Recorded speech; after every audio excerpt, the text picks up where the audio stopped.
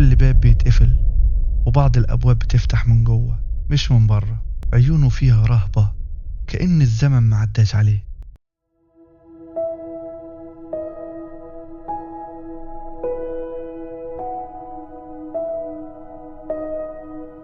ولو عجبكم المحتوى متنسوش تدعمونا باللايك والكومنت والشير. نخش على طول في القصة. بعد ما ليلى رجعت شقتها وفتحت الصورة اللي لقيتها على اللابتوب، الصورة اللي كانت فيها نايمة وراها الولد اللي اختفى من سنين، بدأت تسأل نفسها: هل أنا اتجننت فعلا؟ ولا البيت فعلا مش طبيعي؟ قررت إنها ما تسكتش، وتاني يوم راحت لمركز الأرشيف في المدينة وطلبت ملف القضية القديمة: اختفاء عائلة نادر عبد الحميد سنة 2003.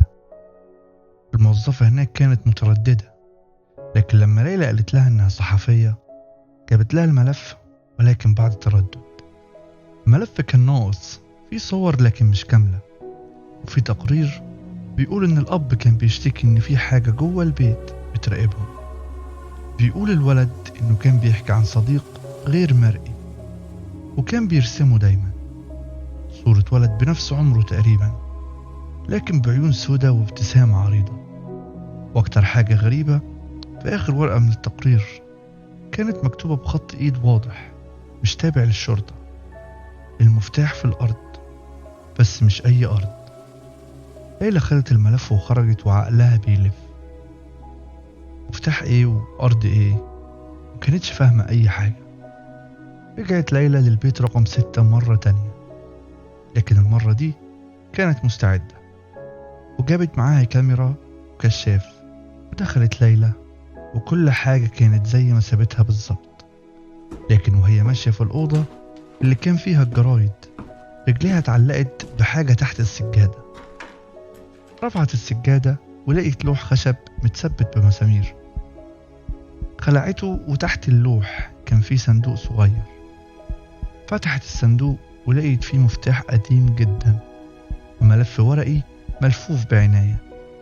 لما فتحت الورق لقيت فيه خريطة مرسومة بالإيد، وفي نص الورقة كان مكتوب: المفتاح لا يفتح بابا، بل يفتح ذاكرة لا يجب أن تستدعى.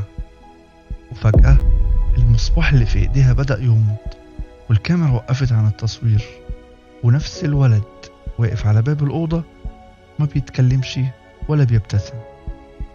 وقالت ليلى نفسها: أنا مش هرجع قبل ما أعرف كل حاجة، حتى لو كنت هدفع الثمن. مسكت ليلى المفتاح بإيد بترتعش.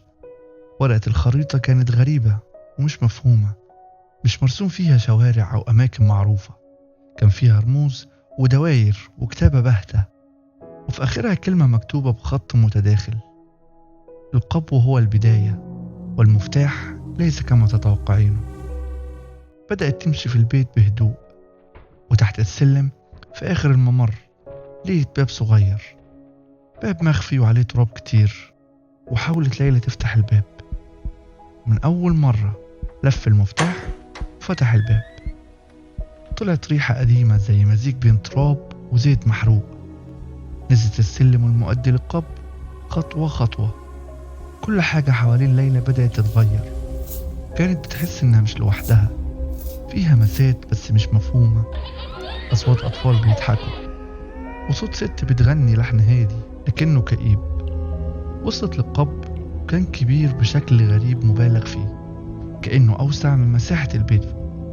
وفي نص القبو كان فيه كرسي خشب محطوط لوحده، وتحت الكرسي في علامة مرسومة بالطباشير، رمز غريب أشبه بدايرة داخلها عيون صغيرة. وفجأة جدران القبو بدأت تظهر عليها صور متغيرة، مش صورة مطبوعة، زي إسقاطات ضوئية لكن بدون أي جهاز. شافت العيلة، الأب والأم والولد، بس في كل صورة في حاجة وراهم، زي ظل أسود دايما في الخلفية، وكل مرة بيقرب أكتر.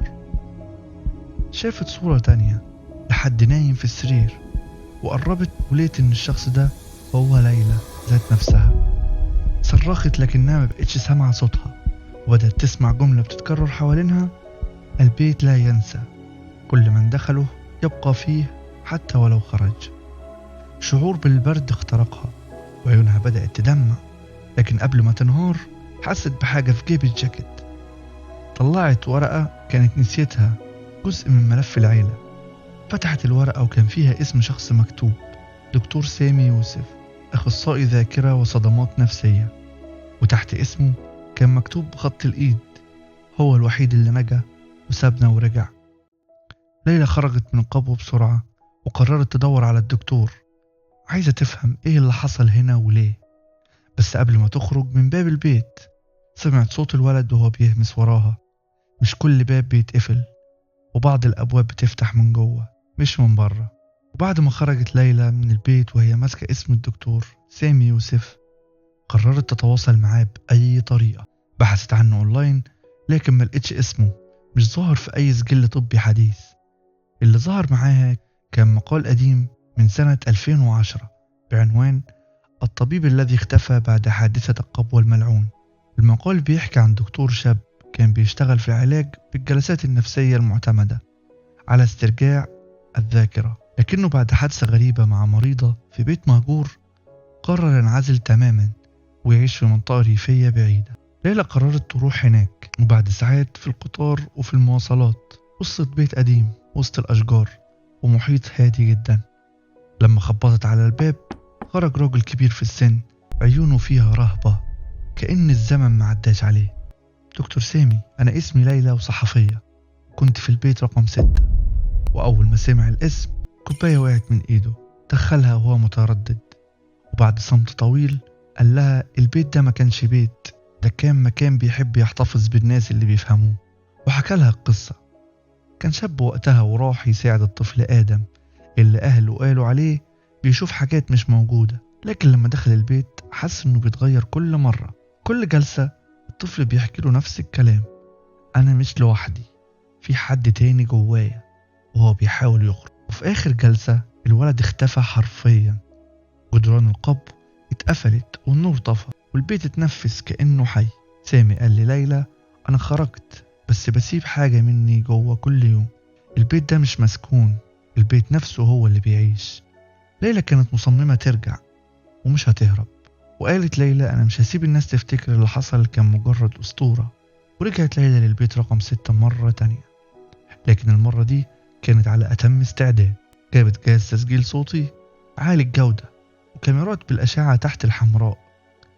دخلت ليلى والبيت كان مختلف، كأن الجدران بتنادي عليها.